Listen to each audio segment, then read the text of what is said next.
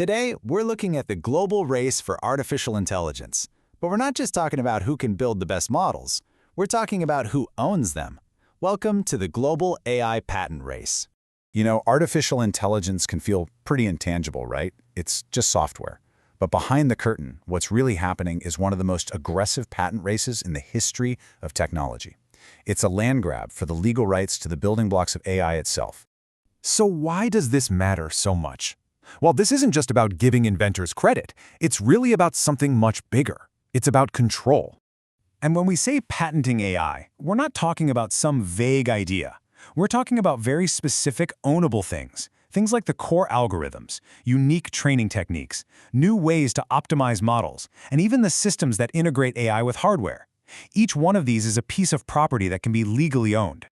Owning these pieces gives a company immense strategic value. It's not just about stopping a competitor from using your idea. It's about generating revenue by licensing your tech. It's about building a legal wall around your innovations. And for a startup, a solid patent portfolio can be the very thing that attracts millions in funding or leads to a major acquisition.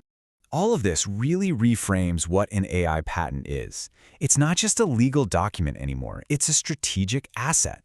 A good way to think about it is like a digital oil reserve or a virtual microchip factory. It's a source of long-term economic power, and that changes everything. So, when you start treating patents like strategic assets, what happens? You get a global explosion in filings. It's a race measured in paperwork, and the sheer scale of it is pretty astounding. If you just look at the last decade, the growth has been exponential. What used to be a steady stream of AI patent filings has turned into an absolute flood. Everyone from tech giants to governments are trying to stake their claim. And make no mistake, this is not just a Silicon Valley story. It is a truly global competition. North America, East Asia, and Europe have all become major hubs of this activity. Who owns the future of AI is quickly becoming a central question in global economics. Okay, so we have this global race, but not everyone is running it the same way. There are two very different playbooks at work here, one for big tech and one for the startups trying to compete.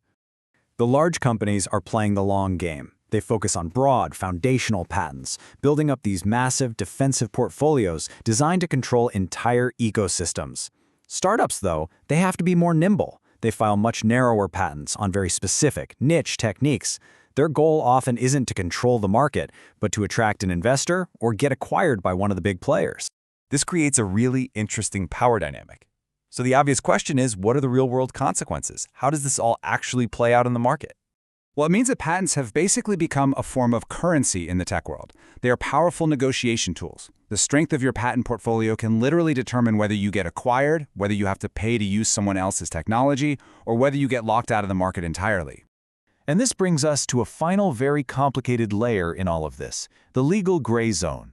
The law is struggling to keep up with the pace of technology, which is creating some profound questions. For instance, who owns an idea that was generated by an AI? Right now, courts and regulators all over the world are grappling with these questions. Can you even patent an algorithm fairly without stifling innovation for everyone else? If an AI invents something, who's the inventor? And in a field where everyone is building on each other's work, how much overlap is too much? These are huge, unanswered questions. Now, you might think all this uncertainty creates a level playing field, but it actually does the exact opposite. It gives a huge advantage to larger companies. They have the massive legal teams and the giant patent portfolios to navigate all this ambiguity. For smaller players, though, this same uncertainty just creates enormous risk. Which brings us back to the most important takeaway from all of this. The AI patent race isn't just about innovation, it's about control. Ultimately, the companies and the countries that own these foundational patents will be the ones who get to shape how this technology evolves.